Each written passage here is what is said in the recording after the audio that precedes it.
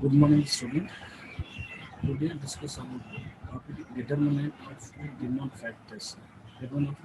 Demand factors. First one, selection of consumer taste. Second one, consumer income. Whose the substitute price, number of consumer price perspective, division of income, seasonal changes, business state, consumer innovativeness. First பார்த்தீங்கன்னா selection consumer டேஸ்ட்னா நுகர்வோர் சுவைகள் நுகர்வோர் சுவை உண்டு சரியா second consumer இன்கம்னா நுகர்வோரின் வருமானம் consumer substitute ப்ரைஸ்னா பதிலீட்டு பன்னெண்டு நம்பர் ஆஃப் கன்சூமர் நுகர்வோர் எண்ணிக்கை ப்ரைஸ் ப்ரொஸ்பெக்டிவ்னா வருங்கால விலை பற்றி எதிர்பார்ப்பு டிவிஷன் ஆஃப் இன்கம்னா வருமான பகிர்வு சீசனல் சேஞ்சஸ்னா பருவகால மாற்றங்கள் பிஸ்னஸ் ஸ்டேட்னா வாணிப நிலை கன்சூமர் இன்வெஸ்ட்மெண்ட்ஸ்னா நுகர்வோரின் புதுமைக்கான புத்தகத்தன்மை சரியா இல்லை first selection of consumer taste பார்த்தீங்கன்னா சுவை உணர்வு டேஸ்ட் பண்ணி எப்படின்னா சுவைகள் தேர்ந்தெடுக்கணும் எப்படி என்ன மாதிரி டேஸ்ட் சரியா கன்சூமர் டேஸ்ட் அதுக்கு தகுந்த மாதிரி வந்து காரணம் இருந்துன்னா இந்தியாவில் பயன்படுத்திக்கணும் இப்போ சில பேர் பார்த்தீங்கன்னா வெறும் வேஸ்ட்டுன்னு கேட்பாங்க சில பேர் பார்த்தீங்கன்னா பேண்ட் ஷர்ட் போடுவாங்க சரி அவங்களோட டேஸ்ட்டுக்கு வந்து என்னது அதுக்கு வந்து பொருட்கள் நம்ம உற்பத்தி பண்ணணும் அதுதான் வந்து தேவையை நிர்ணயிக்கிறது சில பேர் பார்த்தீங்கன்னா ஒரு ஃபேமிலி பார்த்தீங்கன்னா நிறைய இப்போ தமிழ்நாட்டில் பார்த்தீங்கன்னா அதிக வேஸ்ட்டு கட்டுவாங்க நிறைய அளவு கட்டுவாங்க இப்போ ஃபாரினர்ஸ்க்கு வாங்க முடியாது அப்படின்னா நம்ம தமிழ்நாடுக்கு தேவை இந்தியாவுக்கு அதிகமாக அளவு இந்தியாவுக்கு தமிழ்நாடுகளில் வேஸ்ட்டுக்கு அதிகம் தேவை என்ன நிர்ணயிக்கணும் அதுக்கு வந்து என்னது ப்ரொடெக்ஷன் பண்ணணும் சரியா அதுக்கு வந்து சப்போஸ் நம்ம அதை விட்டு அமெரிக்காவில் போய் கோட் ஷூட் போகிறத வேஸ்ட் அதிக அளவு நம்ம ஒரு ப்ரொடெக்ஷன் பண்ணணும் சரியா அந்த கோட் ஷூட்னா கோட் ஷூட் தான் அதுவும் என்ன தேவைன்னு கண்டிப்பாக நிர்ணயிக்கணும் செகண்ட் கன்சூமர் இன்கம்னா வருமானம் அதிகரிக்கும் போது அந்த உணவு தேவையான அதிகரிச்சு வருமானம் குறைக்கிறது தேவையை குறைச்சி அதுதான் வந்து வருமானத்துக்கு மாரி என்னது தேவை அதிகரிக்கும் அது தவிர ஆடம்பர செலவு கொடுக்கும் அதிகமாக எக்ஸ்பெண்ட் பண்ணுறதுனால அதிகமாக இன்கம் அதிகமாகிடுச்சுன்னா தேவையான அளவு அதிகரிக்கும் சரியா அதுதான் சொல்லலாம் சரியா நெக்ஸ்ட் குட் சப்ஸ்டியூட் ப்ரைஸ் என்னன்னா பதிலீட்டு பண்ணுறது குட் சப்ஸ்டியூட் ப்ரைஸ்னால் பதிலீட்டு பண்ணுங்க இப்போ அது வந்து பதிலீட்டு பண்ணுங்க ஒரு விருப்பத்துக்கு நேரம் செய்யணும்னா மற்றொரு விருப்பம் இப்போ நாங்கள் நல்ல ஒரு பதிலீட்டு பண்ணுவாங்க சப்போஸ் ரெகுலராக வந்து நம்ம படிச்சு பார்த்தோம்னா ரெகுலராக காஃபி சாப்பிடுவோம் அவன் திடீர்னு காஃபி வாங்க எனக்கு டீக்கு போகணும் சரியா அதுக்கு சக்கரை யூட்டிலைஸ் பண்ணி சக்கரை இல்லையா வெள்ளம் யூஸ் பண்ணுவோம் சரியா அப்போ வெள்ளம் இல்லைன்னா பண்ண முடியும் சரியா இப்படி வந்து பதிலீட்டு ஒரு பொருளை ஒரே பொருள் தான் கன்சியூம் பண்ணலாம் ஆனால் பட் அது பதில் வேற ஒரு பொருளை என்ன சொல்லுவோம் இப்போ சாப்பிட்ற இடத்துக்கு போகிறோம் நம்ம டிஃபன் சாப்பிட்ணும்னு சொல்லுவோம் இட்லி சாப்பிட்ணும்னு சொல்லுவோம் திடீர்னு இட்லி இல்லைன்னா தோசை ஏன்னா வந்து மாவு தான் சரியா ரைஸ் சாப்பிடணும் ரைஸ் வெஜிடபிள்ஸ் ரைஸ் செய்யணும் டக்குனு சிக்கன் ரைஸ் இப்படின்னு பதிலீட்டு பண்ணாங்க இது மாதிரி இருக்கிறதுனால என்ன சொல்லுவாங்க கன்சூமர் நிர்ணயிக்கும் சரியா நெக்ஸ்ட் நம்பர் ஆஃப் கன்சூமர்னா நுகர்வோர் எண்ணிக்கை என்ன சொல்லுவோம் நாட்டு இன்னொரு மக்கள் தொகை தேவையான தீர்மானிக்கும் சரியா பெரும்பாலும் மக்கள் உணவு வகைகள் தானிய வகைகள் சொல்லலாம் இப்போ அதிகரிக்கும் போது நுகர்வோர் எண்ணிக்கை இன்னும் இருக்க இன்க்ரீஸ் ஆகிட்டே இருக்கும் சரியா நுகர்வோர் எண்ணிக்கை இன்க்ரீஸ் ஆகும் அதை கூட சொல்லலாம் சரியா நம்பர் ஆஃப் கன்சூமர் எவ்வளோ இருக்கிறாங்க எவ்வளோ யூட்டிலைஸ் பண்ணுது அதை வந்து கண்டிப்பாக நம்ம நிர்ணயிக்கணும் சரியா ப்ரைஸ் பெர்ஸ்பெக்டிவ்னா வருங்கால விலைப்பற்றி எதிர்பார்ப்பு என்ன எதிர்காலத்தில் வந்து என்ன செய்யணும் பொருளுக்கு நல்ல ப்ரைஸ் கிடைக்கும் வந்து கண்டிப்பாக எதிர்பார்க்கணும் சரியா சப்போஸ் விலை நிற்காது விலை கிடைக்கும் எதிர்பார்க்குற விலை கண்டிப்பாக நிற்கணும் ஆனால் வந்து எதிர்காலத்துக்கு மழை காலம் வரும்னா மழை காலத்துக்கு முன்னாடி வெயில் காலத்துக்கு மழைக்காலத்துக்கு தேவையான நம்ம கொடைக்கு வந்து ஒரு 300 கிடைக்கும் நம்ம என்ன செய்யலாம் 300 கிடைக்குன்ட்டு நம்ம நினைக்கலாம் ஆனால் அப்போ வந்து நம்ம வெயில் டைம் எடுத்தால் அது வந்து கம்மியாகும் ஆனால் மழை டைம் எடுத்தால் அந்த 300 நமக்கு கிடைக்கும் வருங்காலத்தில் கண்டிப்பாக விலையை நிற்கணும்னு நினைக்கணும் சரியா டிவிஷன் ஆஃப் இன்கம் என்னது டிவிஷன் ஆஃப் இன்கம்னு வருமானம் என்ன செய்யலாம் நுகர்வோர் தன்மைகள் மாதிரி என்ன செய்யலாம் பண்டங்களும் தேவைகளும் பகிர்ந்து கொள்ளலாம் அதே மாதிரி அரசு என்ன செய்யலாம் அரசு வருமானம் ஒதுக்கப்பட்டு ஆடம்பர செலவுகளை குறைச்சிடணும் அத்தியாவசிய பொருட்களை எல்லாத்தையுமே ஆரம்ப பொருட்கள் வந்து கண்டிப்பாக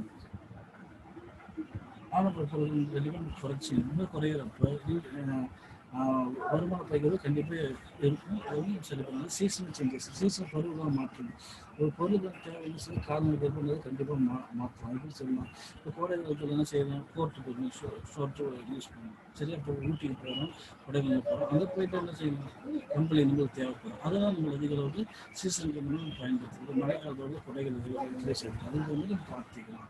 நெக்ஸ்ட் வந்து பிஸ்னஸ் ஸ்டேட். பிஸ்னஸ் ஸ்டேட் வானிலை செயல்பாடு என்ன செய்யணும், செழிப்பாக பணிகளுக்கான தேவையான அது அதிகமாக இருக்கணும். சரி, மண்ணை இருக்கிறதுக்கு அப்புறம் பணிகள் தேவையை குறைச்சிக்கணும். சரியா? பிஸ்னஸ்க்கு நல்லா ப்ராஃபிட் நல்லா மூவிங் இருக்கிறப்ப என்ன செய்யணும், அதிக அளவு உற்பத்தி பண்ணணும், அதை குறைவாக இருக்கிறப்ப குறைச்சிக்கணும். சரியா? நெக்ஸ்ட்டு இந்த ஊர் வரையும் என்னோட கன்சியூம் இன்னோவேட்டிவ்ஸ்னா, இப்போ சப்போஸ் நீங்கள் புதுமைக்கான சொல்லலாம், இப்போ கோதுமை மாவு விலையோ அதிகரிச்சுக்குது, இல்லை மின்சாரத்துக்கு சொல்லலாம், மின்சாரத்துக்கு விலை வந்து குறைந்தது நுகர்வோர் பொருளுக்கு புதிய பயன்பாடுகள் கண்டுபிடிக்கும். சரி, இப்போ கோதுமை மாவு யூஸ் பண்ணுறோம், அது பதில் இந்த மைதா மாவு. சரி, இப்போ எலக்ட்ரிக் மின்சாரம் கண்டுபிடிக்கிறாங்கன்னா நெய்வேலி என்எல்சி கரண்ட் உற்பத்தி பண்ணுறாங்க, பார்த்தீங்கன்னா மேட்டூர் போய் தண்ணியில் உற்பத்தி பண்ணி அதுக்கு முன்னாடி சப்ளை கொடுக்குறாங்க, அதுதான் சொல்கிறாங்க. சரியா? இதெல்லாம் வந்து கன்சூமர். நெக்ஸ்ட் வந்து causes of demand changes. Income changes, seasonal changes, taste, connection of goods, இந்த price changes, population, business state, future currents, other factors. சரியா? அதர் ஃபேக்டர்ஸ் இது எப்படி சொல்கிறாங்கன்னா, இப்போ வருங்கால இன்கம் சேஞ்சஸ்னா வருங்கால மாற்றம். வருங்காலத்துக்கு கண்டிப்பாக நம்மளுக்கு ஒரு பொருளுக்கான மாற்றங்கள் இருக்கும்னு சொல்கிறது. நெக்ஸ்ட் வந்து சீசனல் சேஞ்சஸ்னா காலநிலை மாற்றம். டேஸ்ட்னா வெறுப்பாக நாகரிகமாக அதை வந்து சொல்லணும். கனெக்ஷன் குட்ஸ் அண்ட் ப்ரைஸ் சேஞ்சஸ்னா தொடர்புடைய பொருட்களை விலை பற்றி நம்ம பார்க்கணும். ஃபியூச்சர் கேரண்ட்ஸ்னா பாப்புலேஷன், பிஸ்னஸ் ஸ்டேட்னு மக்கள் தொகையை பற்றி பார்க்குறது. சரியா? அப்புறம் ஒரு வானிலை நிலை, பாப்புலேஷன் அப்புறம் பிஸ்னஸ் ஸ்டேட்னா பாப்புலேஷன் வந்து எவ்வளோ மக்கள் தொகை அதை பார்க்குது. பிஸ்னஸ் ஸ்டேட் வானிலை நிலையை பார்க்குது. ஃபியூச்சர் கேரண்ட்ஸ்னா எதிர்கால கண்ணோட்டம் வரும். அதர் ஃபேக்டர்ஸ்னா மற்ற காரணங்கள். சரியா? மற்ற காரணங்கள். Income changes. வருவாய் என்ன செய்யலாம், திடீர்னு நுகர பொருட்கள் வருவாய் உயர்ந்தோடனே தேவை உயர்த்துறாங்க, வருவாய் கொஞ்சம் தேவை குறைச்சிக்கிறாங்க. சரியா? இன்கம் இன்க்ரீஸ் ஆகுது, தேவை என்னது டிமாண்டும் டிமாண்ட் அளவு இன்க்ரீஸ் பண்ணிக்கிறாங்க. இன்கம் இன்க்ரீஸ் ஆச்சுன்னா தேவை என்னது டிமாண்டோட அளவு டிக்ரீஸ் பண்ணிக்கிறாங்க. சரியா? நிறைய சீசனல் சேஞ்சஸ்னா கோடை காலத்து போன்ற பருவங்கள் மாறுகின்ற போது கோடைகள் குளிர்பான சாதனங்கள் அதிகமாக சாப்பிட்றாங்க. சரியா? அப்படின்னா அது கோடைகள் அப்போ ஐஸ்கிரீம் இதெல்லாம் வந்து அதிக அளவு உற்பத்தி செய்யலாம். சரியா? இப்போ ஒரு மாதிரி மழை டைமில் மற்ற வந்து ஐஸ்கிரீம் ஒரு ப்ரொடக்ஷன் குறைவாக இருக்கும். சரியா? சீசனால அப்போ சேஞ்ச் ஆகும். அதே மாதிரி எந்த ஒரு கல்டிவேஷன் எதுவும் அது டேஸ்ட்டு மக்களுக்கு டேஸ்ட்னு சுவை உணர்வு. மக்கள் சுய உணர்வு, அவங்க மனநிலை, அவங்க நாகரிகம், அவங்க அதை விலைக்கேற்ற சில வகைகள் தர்றது, இதெல்லாம் வந்து அவங்களோட கன்சியூமரோட டேஸ்ட்டை பொறுத்து தான் இருக்குது. ஸோ நெக்ஸ்ட் வந்து கனெக்ஷன் ஆஃப் ஃபுட்ஸ் வந்து ப்ரைஸஸ் சேஞ்சஸ். கனெக்ஷன் வந்து தொடர்புடைய பொருட்கள் எந்த ஒரு பொருள் இருக்குன்னா தோட்டாப்பொடி இருக்குது, கண்டிப்பாக இருக்கும். அதுக்கு துணை பொருள் கண்டிப்பாக இருக்கணும். ஒரு பொருள் கொண்டு இப்போ வந்து காப்பின்னு அந்த டீ தூள்னா காப்பி யூஸ் பண்ணிக்கலாம், டீ தூள்னா காப்பி தூள், சர்க்கரை வேணும்னா வெல்லம் யூஸ் பண்ணிக்கலாம். சரியா? மைதா கோதுமை இல்லைன்னா மைதா யூஸ் பண்ணிக்கலாம். இதுமாதிரி இருக்கும்போது ஒன்று கண்டிப்பானது தொடர்புடைய ரிலேட்டிவ் ஃபுட்ஸ், தொடர்புடைய பொருட்கள், ஏதாவது தொடர்புடைய பொருட்கள் இது இல்லைன்னா அது இல்லைன்னா இது. சரியா? சாப்பாடுனா பிரியாணி இல்லைன்னா வெஜ் இல்லைன்னா சிக்கன் இல்லைன்னா ஒயிட் ரைஸ், இதுன்னா அந்த நேரத்தில் சாப்பிடுவோம். இட்லி இல்லைன்னா தோசை. சரி, இதுதான் சொல்லுங்கள். நெக்ஸ்ட் வந்து பாப்புலேஷன், மக்கள் தொகை. சாப்பாடு எப்படி சொல்லலாம், மக்கள் தொகை திடீர்னு வந்து ஒரு ஃபெஸ்டிவல் டைம் இருக்கும், திடீர்னு இப்போ வந்து இப்போ என்ன ஃபெஸ்டிவல் டைம் இருக்கிறப்போ அதிக அளவு திடீர்னு பாப்புலேஷன் வரும்.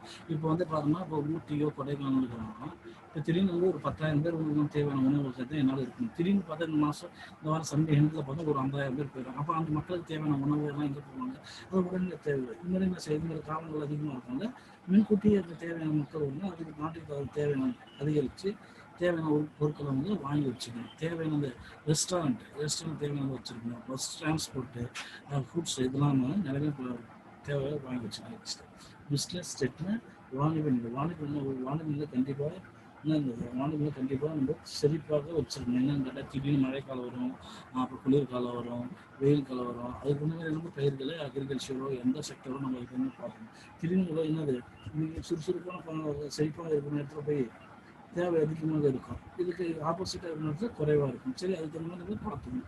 ஃபியூச்சர் பேலன்ஸ் எதிர்கால கண்ணோட்டம். எதிர்காலத்தில் ஒரு பொருளுக்கான என்னது அதிகமான டிமாண்ட் இருக்கும், அந்த பொருளுக்கு அதிக எதிர்கால தேவை இருக்கும், இந்த பொருள் எவ்வளோ இருக்குது நம்ம கண்டிப்பாக அதை நம்ம தெரிஞ்சுக்கணும். சரியா? எதிர்கால தேவையை கண்டிப்பாக நம்ம தெரிஞ்சுக்கணும். நம்ம பொருளுக்கு தேவை இருக்கும்ன்றது கண்டிப்பாக ஒவ்வொரு ஒரு நிறுவனமும் தெரிஞ்சால் தான் அதோட நிறுவனம் டெவலப் பண்ணணும். அது நெக்ஸ்ட் வந்து அதர் ஃபேக்டர்ஸ் பிற காரணிகள், புதிய தொழில்நுட்ப புரட்சியில் புதிய நீர் பொருட்கள் அறிமுகப்படுத்துறது எல்லாம் தேவை அதிகரிக்கும். திடீர்னு பார்த்தா எந்த டிவியில் கூட பயங்கர மோட்டர் அட்வர்டைஸ்மெண்ட் ரெகுலராக போட்டு பண்ணி பொருள் இந்த அளவு யூஸ் பண்ணி இதை யூஸ் பண்ணுறதுனால நிறைய ப்ராஃபிட் கிடைக்கும். இதை யூஸ் பண்ணி ரெகுலராக டே என்ன செய்வோம் அதிகமாக அட்வர்டைஸ் பண்ணி இதனால் மக்கள் என்ன ஆகும், அந்த பொருளோட பொருள் மேலே நாட்டம் ஏற்படும். அப்போனா மக்கள் அது மற்ற காரணங்களுக்கு கண்டிப்பாக நம்ம வாங்குவாங்க. சரி, அதுதான் சொல்கிறேன். தேங்க்யூ.